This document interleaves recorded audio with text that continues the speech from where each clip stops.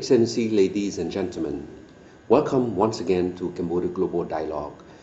However, this is a special interview with a special guest from Washington, Her Excellency Madame Christine Lagarde, who is the Managing Director of the International Monetary Fund that we used to call the IMF. She's on a state visit, and we had the honor to have her on our special interview for a short time. And we hope to have a good discussion with her on issues relating to the global economic situation. And of course, from there, we'll try to see how we can get some lesson learned from her as it pertains to the regional economic integration in ASEAN.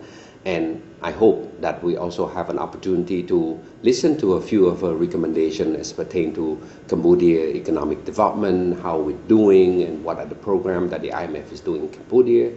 And at the end, I would want to touch on the issue on the role of the youth in the context of developing Cambodia.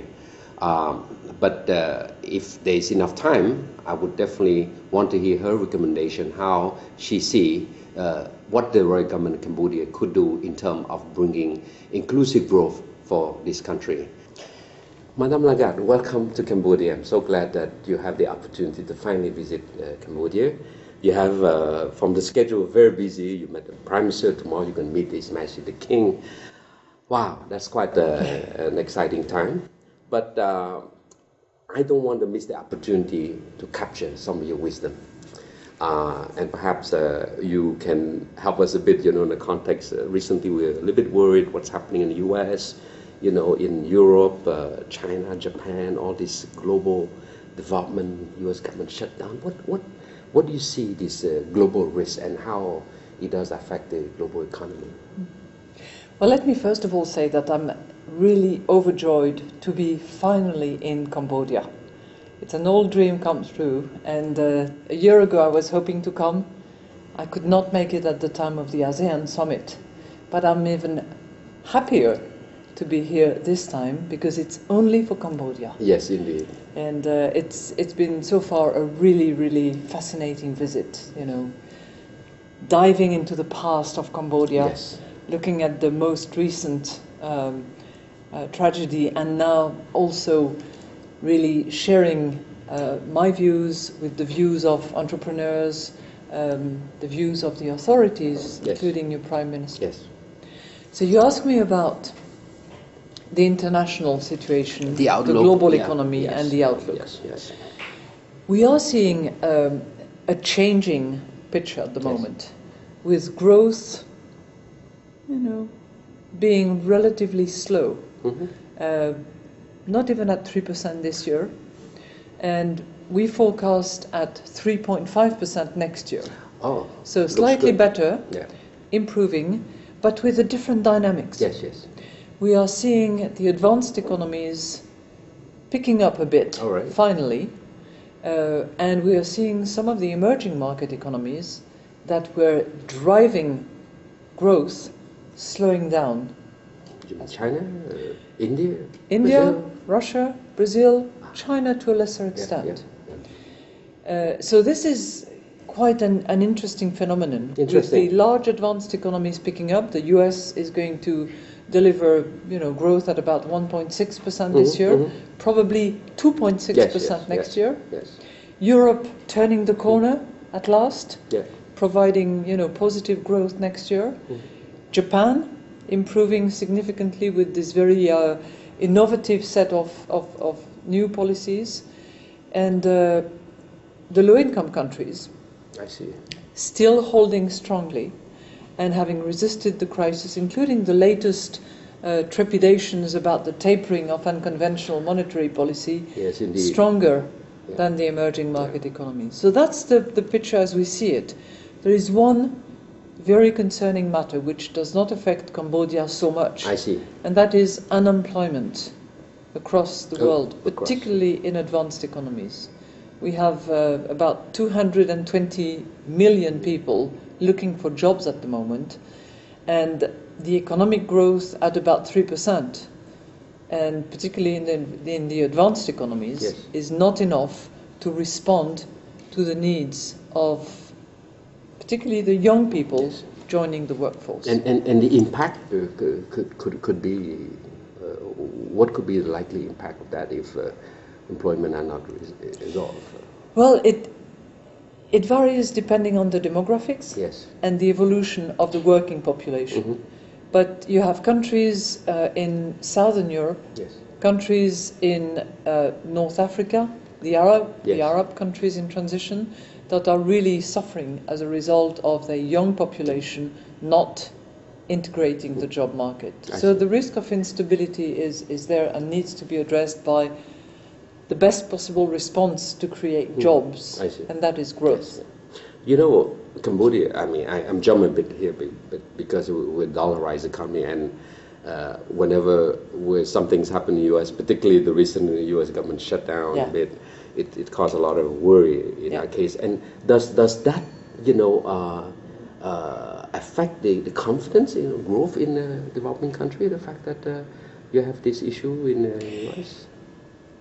First of all, any uncertainty, wherever, hurts the economy.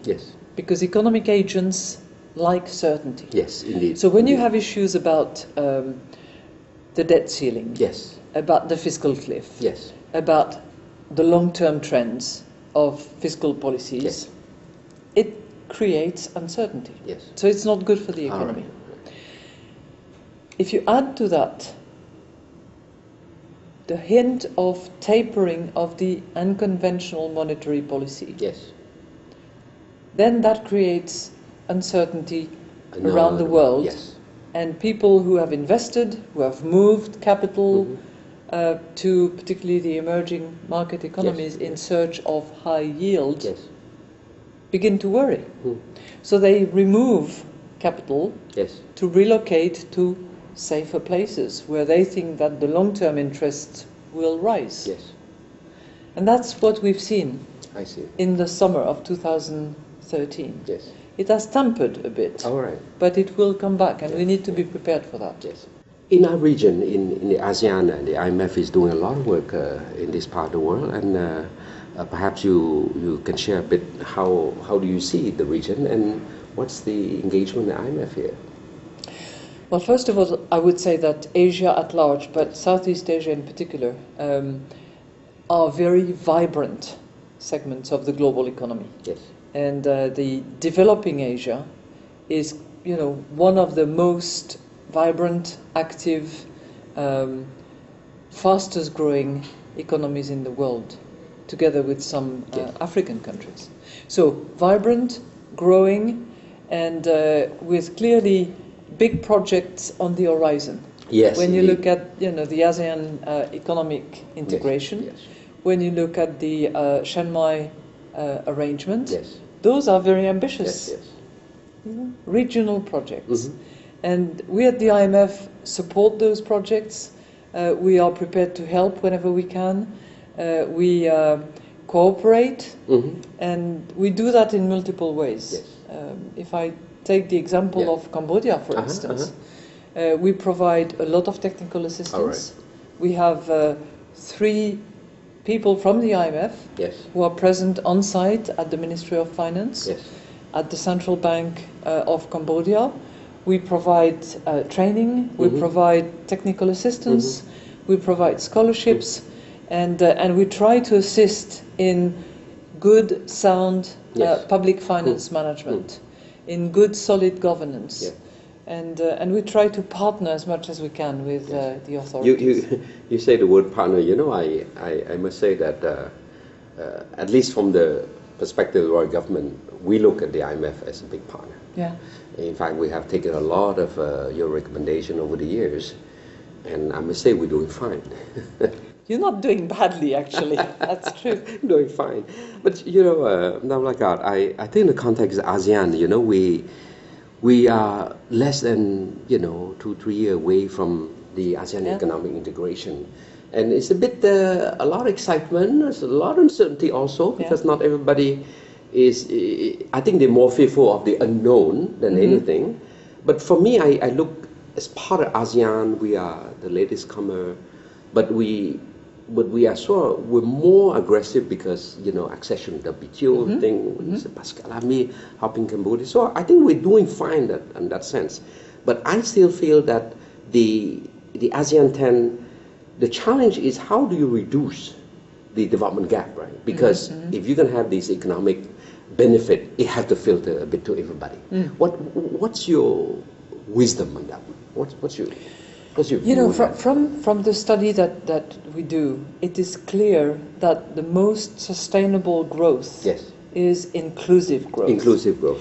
And what I mean by inclusive is twofold. One is including as many people as possible from the population. Yes. That means young people, women, yes, entrepreneurs. Everybody has to benefit from that movement. Yes. Number two, inclusive in the sense that it has to be part of the regional movement, the regional integration.